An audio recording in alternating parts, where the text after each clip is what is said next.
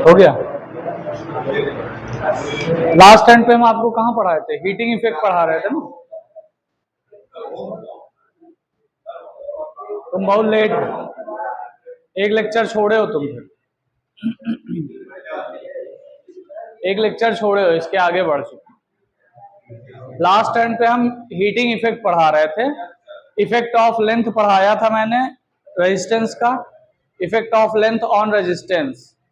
ठीक है, क्या हुआ? Effect of length on resistance पढ़ा दिया था। उसके बाद हीटिंग इफेक्ट स्टार्ट किया था और फिर लेक्चर ओवर हो गया था, तो हीटिंग इफेक्ट से स्टार्ट कर रहे हैं। ठीक है, तो आपका टॉपिक है हीटिंग इफेक्ट ऑफ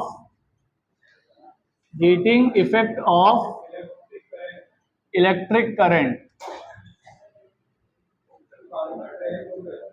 हाँ हो गया था, लेकिन थोड़ा सा पीछे से चल रहा है। यानी विद्युत धारा का ऊष्मीय प्रभाव, विद्युत धारा का ऊष्मीय प्रभाव, heating effect of electric current यानी विद्युत धारा का ऊष्मीय प्रभाव। ये क्या होता है पहले इसको समझिए। जब भी किसी चालक में विद्युत धारा प्रवाहित की जाती है तो उसके अंदर जो मुक्त इलेक्ट्रॉन होते हैं यानी फ्री इलेक्ट्रॉन्स होते हैं, वो एक निश्चित डायरेक्शन में मूव करना स्टार्ट करते हैं। मूव करने के साथ साथ उनके पास एक वेलोसिटी होती है, यानी उनकी एक चाल होती है जिसे हम लोग ड्रिफ्ट वेलोसिटी या अनुगमन वेग कहते हैं। ठीक है, ड्रिफ्ट वेलोसिटी या अनुगमन वेग से जब कोई भी वस्तु किसी भी वेलोसिटी या किसी भी चाल से कोई भी वस्तु जब गतिमान होता है तो उसके अंदर होता है काइनेटिक एनर्जी यानी गतिज ऊर्जा। तो जैसे कोई भी वस्तु है, अगर वो किसी चाल से चल रहा है तो उसके अंदर कैसी ऊर्जा होगी? काइनेटिक एनर्जी होगी, गतिज ऊर्जा होगी। जब आपके मुक्त इलेक्ट्रॉन चालक के अंदर गतिमान अवस्था में होते हैं तो उनके अंदर भी क्या होती है? काइनेटिक एनर्जी यानी गतिज ऊर्जा होती है। ये गतिज ऊर्जा जब वो क्या करते हैं, किसी परमाणु से टकराते हैं, तो परमाणु से टकराने के बाद ये संपूर्ण गतिज ऊर्जा वो परमाणु यानी एटम को प्रोवाइड कर देते हैं। धीरे धीरे एटम के पास बहुत ढेर सारी ऊर्जा एकत्रित हो जाती है और इस ऊर्जा को वह ऊष्मा के रूप में बाहर निकालने लगता है। तो आपका तार लाल रंग का हो जाता है और एकदम गर्म हो जाता है, जिसको इसी प्रभाव को हम लोग क्या कहते हैं? विद्युत धारा का ऊष्मीय प्रभाव या heating effect of electric current कहते हैं। अब कंडक्टर के अंदर क्या होता है? जैसे मान लीजिए यहां पर कुछ इलेक्ट्रॉन है, हाँ ऊष्मा मतलब हीट है यार, धन्य से।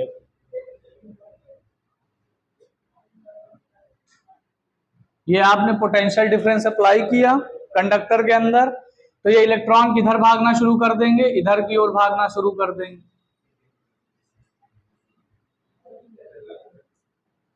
ये इलेक्ट्रॉन यहाँ पे निगेटिव टर्मिनल है, यहाँ पे पॉजिटिव टर्मिनल है। इलेक्ट्रॉन क्या होते हैं? निगेटिवली चार्ज होते हैं। तो इलेक्ट्रॉन के ऊपर कैसा चार्ज होता है? निगेटिव। तो किधर भागने की कोशिश करेंगे? पॉजिटिव की ओर।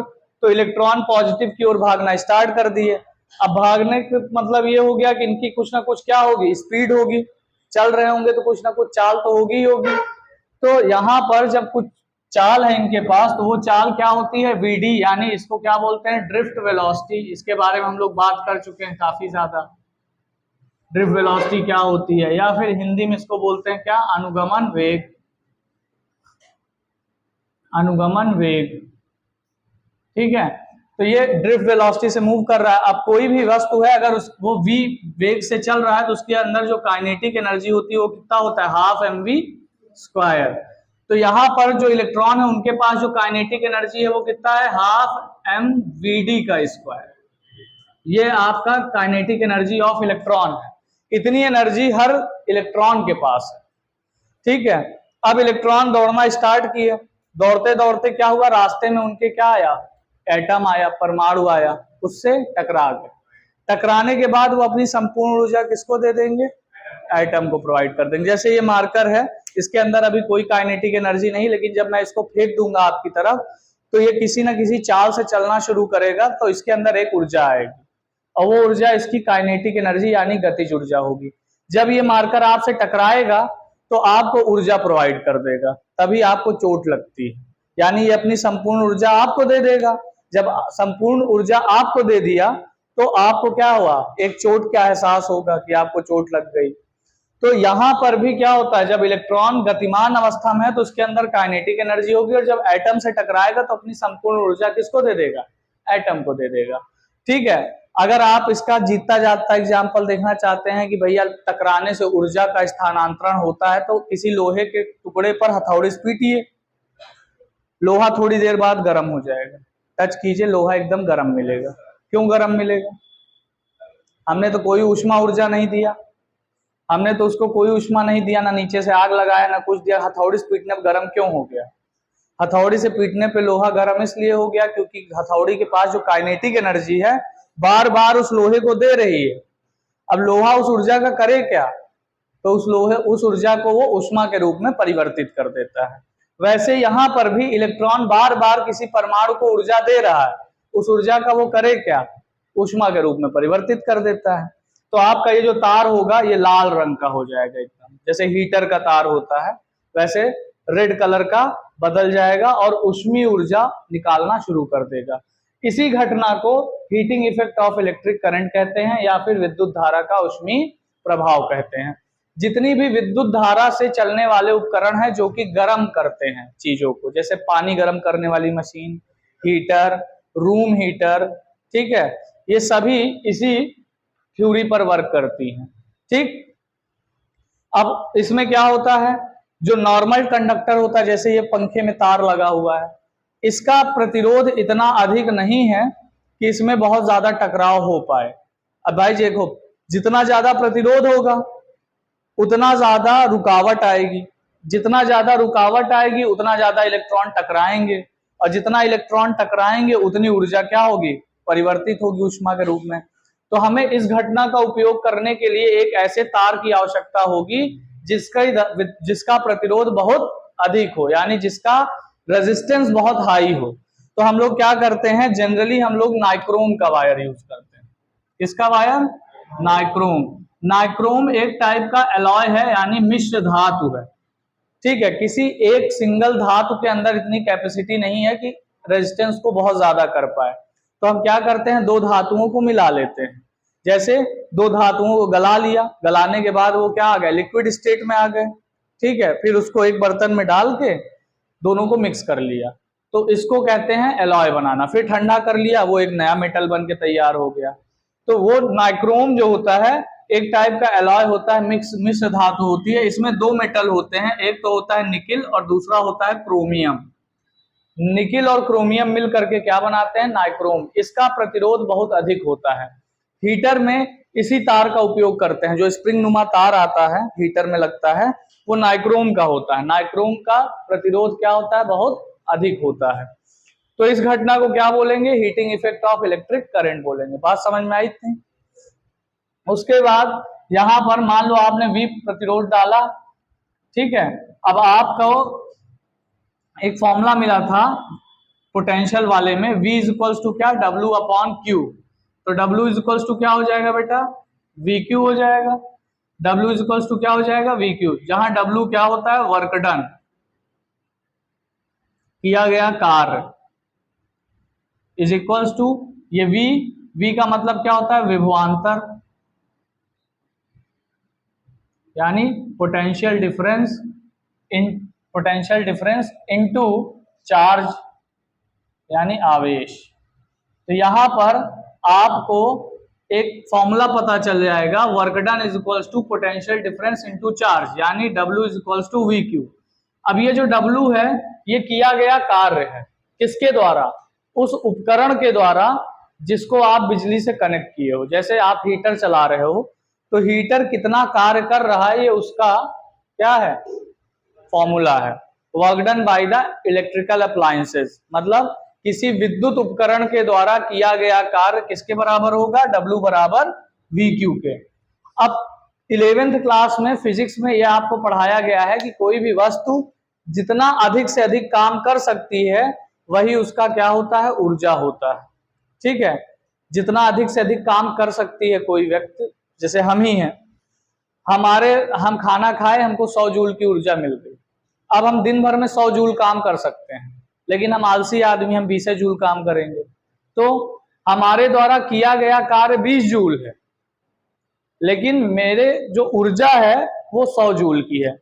ठीक है, जितना हम अधिक से अधिक काम कर सकते हैं, मतलब जितनी मेरी कैपेसिटी है, जितनी मेरी क्षमता है, वो मेरी ऊर्जा कहलाएगी। लेकिन जितना मैं एक्चुअल में काम करूंगा वो मेरे क्या कहलाएगी, किया गया कार्य कहलाएगा। ठीक है, तो किया गया कार्य और एक्चुअल एनर्जी में थोड़ा सा डिफरेंस है, मतलब कि आप जितना काम कर सकते हैं वो आपकी ऊर्जा कहलाएगी, और जितना काम आप करते हैं वो आपके द्वारा किया गया कार्य कहलाएगा। बात समझ में आई? तो यहां पर जो उपकरण है जितना कार्य कर रहा है और जितनी देर कार्य कर रहा है वही उसकी ऊर्जा कहलाएगी। तो इस W को आप इलेक्ट्रिकल एनर्जी भी कह सकते हैं कि कोई विद्युत उपकरण कितनी ऊर्जा लेता है। अब कोई भी अगर इलेक्ट्रिकल अप्लायंसेज है, यानी कि आपका कोई भी विद्युत उपकरण है, तो उसको कार्य करने के लिए एक ऊर्जा की आवश्यकता होगी। हमको ऊर्जा किससे मिलती है, भोजन से।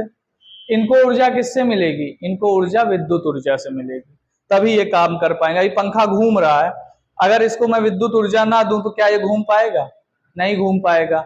मोटर पानी चढ़ा रहा है, अगर मैं उसको विद्युत ऊर्जा यानी इलेक्ट्रिकल एनर्जी ना दूं तो क्या वो कार्य कर पाएगा, नहीं कर पाएगा। तो हर इलेक्ट्रिकल अप्लायंसेस को क्या चाहिए, इलेक्ट्रिक एनर्जी चाहिए। तो वो जितना काम करेगा उतनी एनर्जी लेगा। ठीक है, क्योंकि यहाँ पर ये कोई इंसान तो है नहीं कि इसके अंदर क्षमता होगी कि हम इतनी ऊर्जा बचा लें बाद के लिए और इतनी ऊर्जा जो है अभी काम कर लेते हैं। तो इलेक्ट्रिकल एनर्जी ये जितना काम करेगा वो पूरी की पूरी क्या होगी, इसके द्वारा ली गई विद्युत ऊर्जा के बराबर हो जाएगी। तो जो वर्क डन होगा ये इसका क्या कहलाएगा, electrical energy consumed by the electrical appliances, यानी किसी विद्युत उपकरण के द्वारा ली गई विद्युत ऊर्जा W बराबर क्या हो जाएगा, VQ हो जाएगा। उसके बाद आप एक फॉर्मूला जानते हैं, फॉर्मूला क्या होता था, I is equals to Q by T. तो Q बराबर क्या हो जाता है, IT। तो Q की जगह मैं IT पुट कर दूंगा तो W बराबर क्या आ जाएगा, VIT।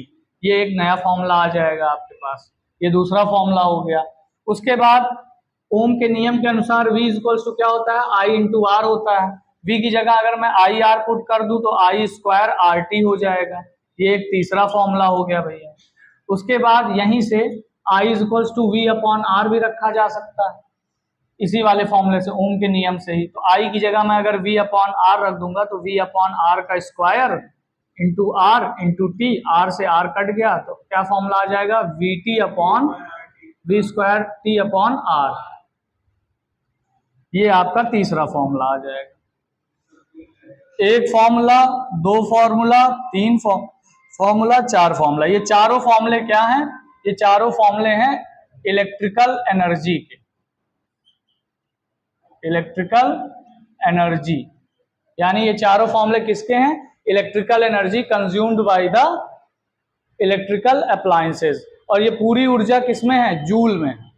किसमें है, जूल में है। अगर इसको कैलोरी में बदलना हो तो क्या करोगे, 4.2 से डिवाइड कर दो। ठीक है, ये सब के सब किसमें कैलकुलेशन हो रही है, जूल में। ऊर्जा के दो मात्रक होते हैं, पहला जूल, दूसरा कैलोरी। अगर वो जूल में पूछता है तब आप सीधा ये फॉर्मूला यूज कर लेंगे, अगर वो कैलोरी में पूछता है तो पहले आप ये फॉर्मूला यूज करेंगे, जो भी आएगा उसको 4.2 से क्या कर देंगे, डिवाइड कर देंगे। जैसे यहां पर ये जितनी भी ऊर्जा है, 1 जूल बराबर कितना होता है, 1 joule is equals to 1 upon 4.2 calorie, यही होता है। तो यहां पर क्या होगा कि आपको जैसे 1 जूल में इतनी कैलोरी होती है तो इतने जूल में कितनी कैलोरी होगी, 4.2 से डिवाइड कर देंगे, आपका कैलोरी में बदल जाएगा।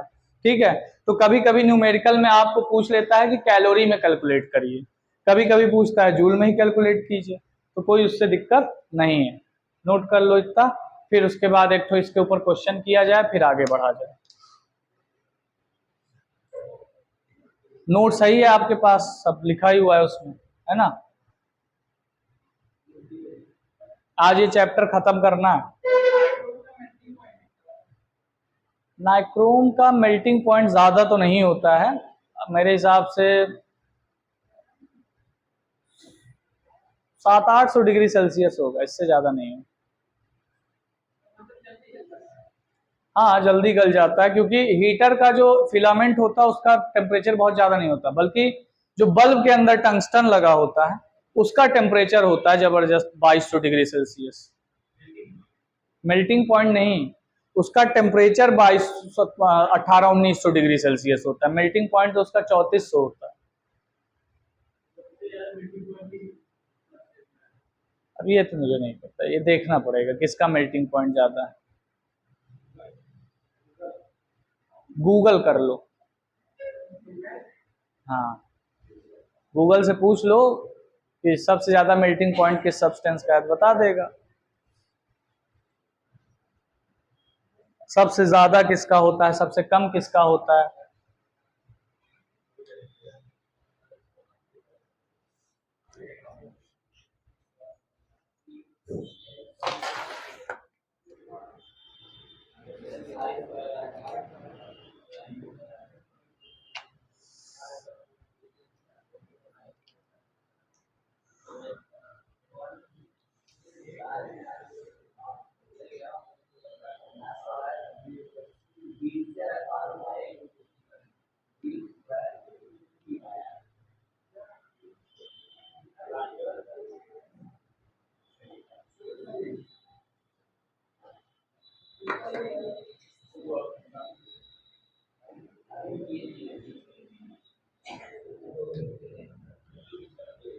इधर मिटा दो भैया, इधर का कोई यूज है नहीं।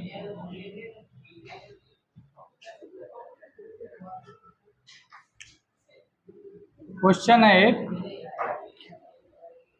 क्वेश्चन कह रहा है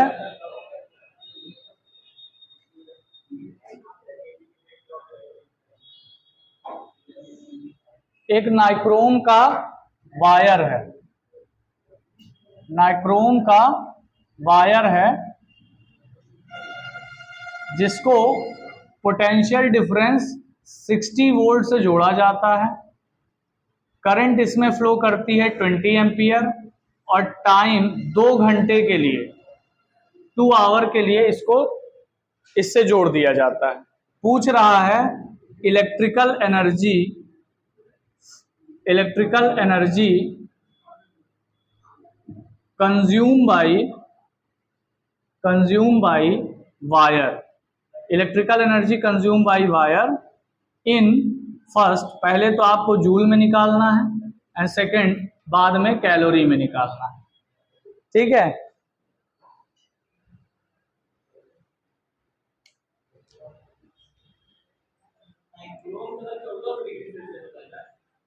हाँ जो भी है, अब इतना आइडिया नहीं है, वही तो बोल रहा हूँ, ज्यादा नहीं होता है, लोहे से कम है, लोहा 1600 डिग्री सेल्सियस पे पिघलता है, ठीक है, मतलब बहुत ज्यादा मेल्टिंग पॉइंट नहीं होता इसका।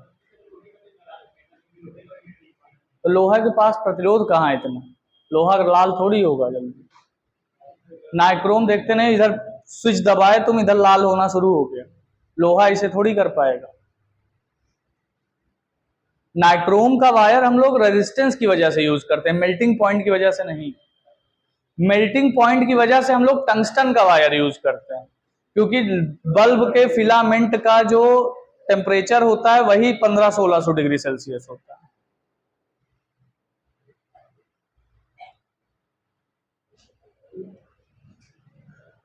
ये क्वेश्चन जब नोट कर लेना तो क्वेश्चन लगा लेना जिससे हो पाए,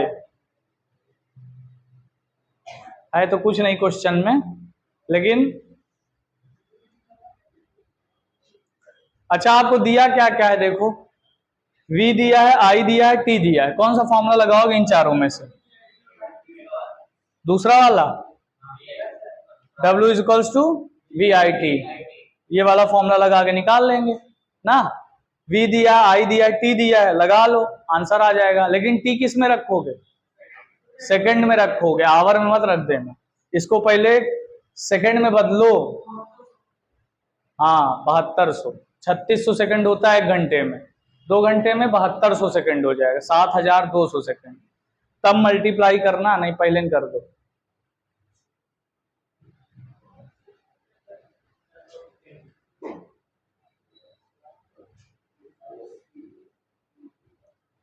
लिख लिया ये वाला, मिटा दे इसको। अरे कुछ नए भी है ना, रोज तो चेहरे बदलते हैं इस क्लास में।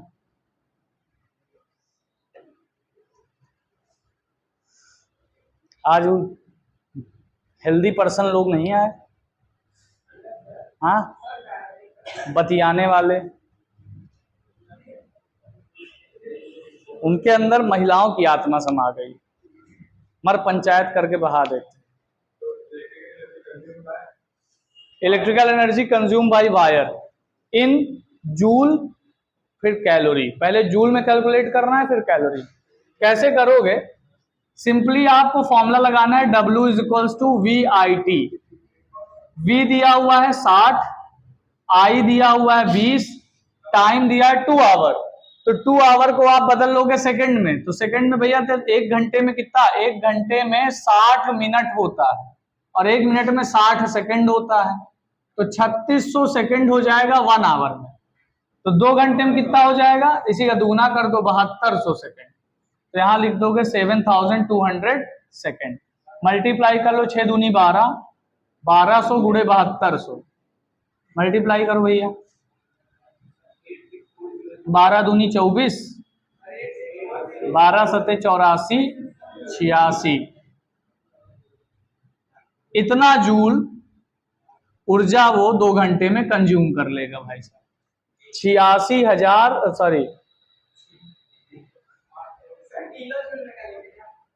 इकाई, दहाई, सैकड़ा, हजार, 10,000, लाख, 10 लाख, 86,40,000। इसको ऐसे कर सकते हैं 8.64 इंटू 10 टू पावर 1, 1, 2, 3, 4, 5, 6, 6। तो इसको लिख सकते हैं 1.64 मेगा जूल। ठीक है, 10 टू पावर 6 को मेगा जूल लिख सकते हैं।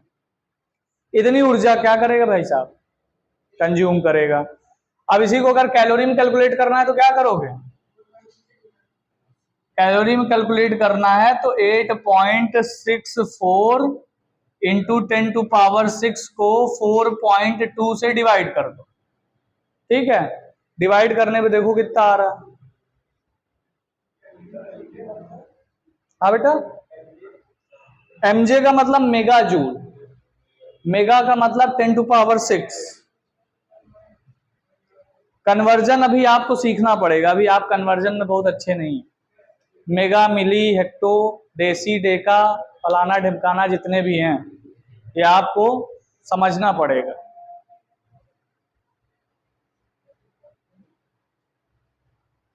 कमजोर बहुत हो तुम लोग को बहुत क्लास की जरूरत है।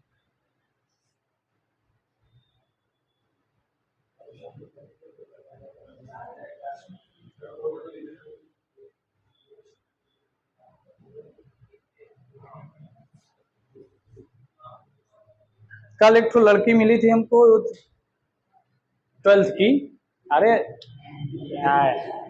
देखा, मतलब पढ़ने आई थी, तो इतनी तेज लड़की भाई साहब, पूरा 12th का सिलेबस 2 बार खत्म कर चुकी। हमने कहा कि बेटा सब कर लिया? कहा सर सब पढ़ चुके हैं, फेल उल नहीं हुई भाई, 12th में ही है। हमने कहा सब पढ़ लिया है? कहा सब पढ़ चुके हैं सर, पूरा ओवरऑल मैंने सब रीड कर लिया है, सिर्फ क्वेश्चन में डाउट है, क्वेश्चन बता दीजिए बस। हम कहा अच्छा, हम क्या पहले हम टेस्ट कर लें तुमको? कहीं कर लीजिए। तो हम इंटर का जो सबसे कठिन क्वेश्चन होता है, हम उसकी कॉपी में लिख करके दिए, पहले चैप्टर का। उसके बाद सॉल्व नहीं की भाई साहब, ऐसे पढ़ी है, पढ़ने के बाद 1 मिनट के अंदर है सोच के आंसर बता दी, सर ये हो।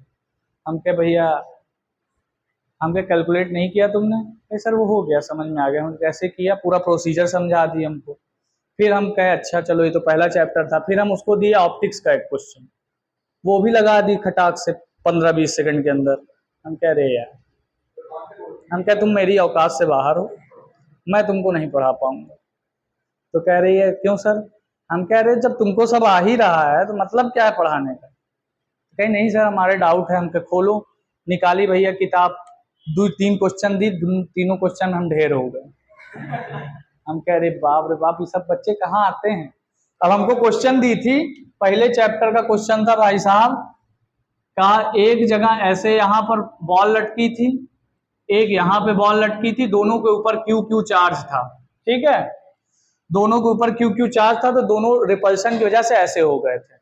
फिर कहा गया कि इसमें से कुछ चार्ज और इसमें से कुछ चार्ज लगातार गिर रहा है, प्रति सेकंड गिरता चला जा रहा है।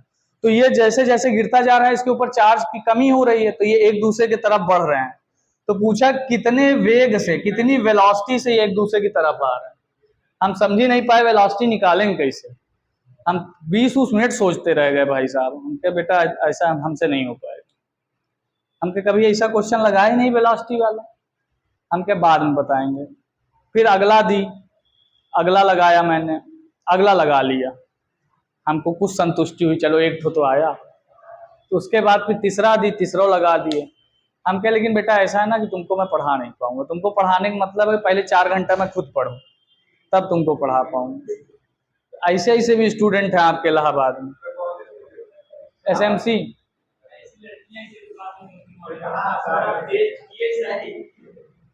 ज्योति मौर्य ऑनलाइन चल रहा है, रहने तो मुद्दा नहीं उठाएंगे, वो अलग केस हो गया, ठीक है।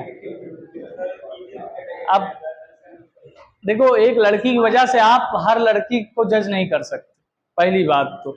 दूसरी चीज ये है कि उनको पद से भी हटा दिया गया है ना, अगर उन्होंने गलत किया तो उनको सजा भी मिल गई। एसडीएम थी, एसडीएम के पद से आजीवन के लिए हटा दिया गया।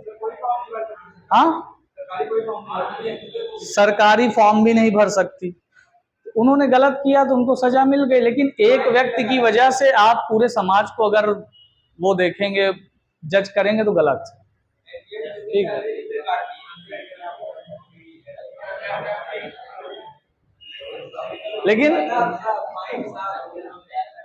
लेकिन एक से एक टैलेंटेड बच्चे हैं भाई साहब, कल पता चला, हम कहे बाप रे बाप। मिटा रहे भैया, डिवाइड कर लिए इसको, कितना आया?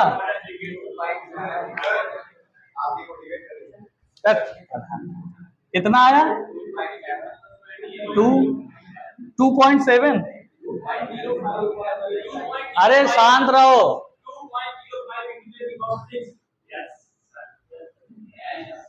अच्छा, ये बदल गया कैलोरी, चलो 5.7 ले लो यार।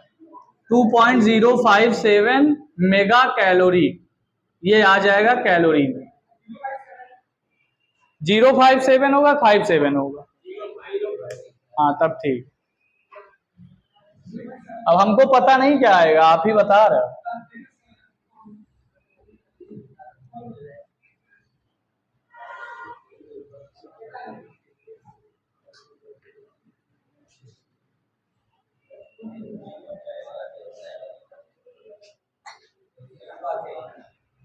आगे चलते हैं, नेक्स्ट टॉपिक देखिए भैया। देखो, जितनी देर तुम लोग बात करोगे उतना लंबा आज क्लास चलेगा, क्योंकि आज मैं चैप्टर खत्म करके ही जाऊंगा, ठीक है। ये आपकी इच्छा है, आप जल्दी खत्म करवा लो या बतियाते रहो, हमको क्या करना, छोड़ेंगे तो हम खत्म है करके। कल मैं क्लास नहीं लूंगा, कल मेरा एक पेपर है सुबह 9 से 10:30, तो विष्णु सर की क्लास कल नहीं है ना, कल मेरा और कोमल सर का है, तो मैं अपनी जगह विष्णु सर का लगा दूंगा, सैटरडे को मैं ले लूंगा, ठीक है। सैटरडे को विष्णु सर की क्लास रहती है, उनकी क्लास हम सैटरडे को ले लेंगे और कल जो है वो हमारी जगह ले लेंगे। नहीं, खत्म आज ही होगा, तुम्हारे अनुसार चलेंगे तो हमारा सिलेबस वही नहीं खत्म होगा।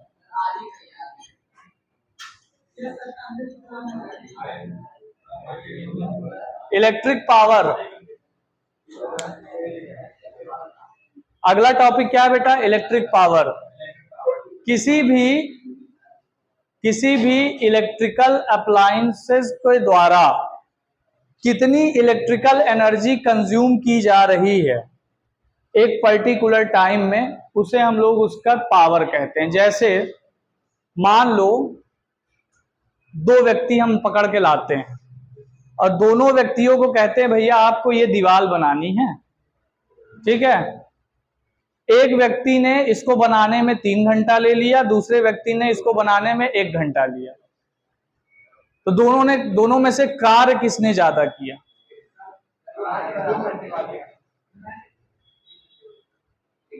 दोनों में से कार्य किसने ज्यादा किया? जिसने इस दीवार को बनाने में 3 घंटा लिया या जिसने 1 घंटा लिया? हाँ, वर्क डन। वर्क डन दोनों ने सेम किया, ठीक है। वर्क डन का मतलब कार्य दोनों ने समान किया है। अरे दोनों ने दिवालिया तो बनाई है, तो कार्य तो सेम किया। एक ने 3 घंटे में कर लिया, एक ने 1 घंटे में कर लिया। तो जो 1 घंटे में कर लिया उसकी पावर ज्यादा है, क्योंकि उसने उसी काम को तेजी से किया। तो भैया आप पंखा चलाते हो, आप ये बल्ब जला रहे हो, ऊर्जा कौन ज्यादा ले रहा होगा? पंखा। क्यों? क्योंकि ये ज्यादा तेजी से ज्यादा ऊर्जा ले रही है और ये कम धीरे धीरे ऊर्जा ले रही है। तो इसकी पावर ज्यादा है, इसकी पावर कम है। तो जो इलेक्ट्रिकल अप्लायंसेस जितनी तेजी से विद्युत ऊर्जा खाएगी वही उसकी पावर कहलाती है, ठीक है। यानी अगर डेफिनेशन लिखी जाए तो rate of electrical energy consume, electrical energy consume, rate of electrical energy consume,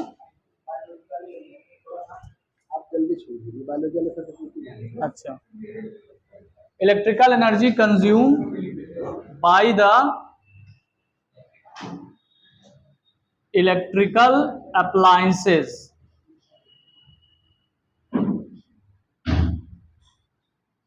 is known as electric power. इसको क्या कहेंगे भैया? इलेक्ट्रिक पावर कहेंगे, ठीक है। तो पावर का फॉर्मूला हो जाता है W/T। क्या हो जाता है? W/T। अब W की जगह आप रख सकते हो क्या? VQ/T। उसके बाद आप रख सकते हो VIT/T। उसके बाद आप रख सकते हो I²RT/T। उसके बाद आप रख सकते हो V²T/R×T। अब यहां से देखो, यहां से T से T कट जाएगा, यहां से T से T कट जाएगा, यहां T से T कट जाएगा। तो पावर का जो फॉर्मूला आ जाएगा वो आ जाएगा VQ/T VI I²R या फिर V²/R। ये कितने फॉर्मूले हो गए? 4 फॉर्मूले हो गए पावर के। इसमें से कोई भी आप यूज कर सकते हो, जैसा जो आपको दिया होगा, ठीक है। पावर की जो यूनिट होती है वो क्या होती है? वाट। SI यूनिट क्या होता है पावर का? वाट। बोलते हैं ना हमको 60 वाट का बल्ब दे दो, 100 वाट का बल्ब दे दो। 60 वाट वाला कम बिजली खाएगा, 100 वाट वाला ज्यादा खाएगा। आप अपने घरों में 1000 वाट का कोई उपकरण है उसको कम इस्तेमाल करते हो, क्यों? कहते हो बिजली ज्यादा खाएगी। बिजली क्यों ज्यादा खाएगी? क्योंकि उसका पावर ज्यादा है।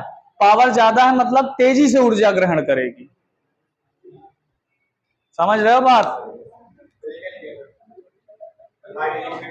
अप्लायंसेस।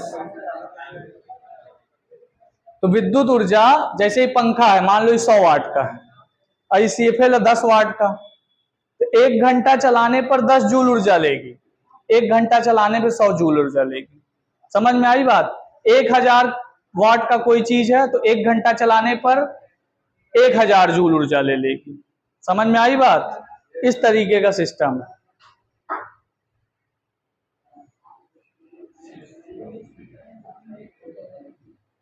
चैप्टर खत्म करने के मूड में थे, लेकिन बायो वाले सर आ गए हैं, उनको लेट हो रहा है, उनको स्कूल जाना है।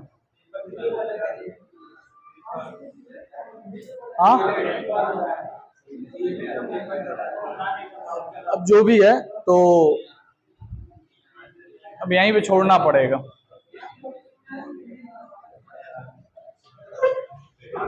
यहां तक कर लीजिए, नेक्स्ट टर्न पे देखते हैं।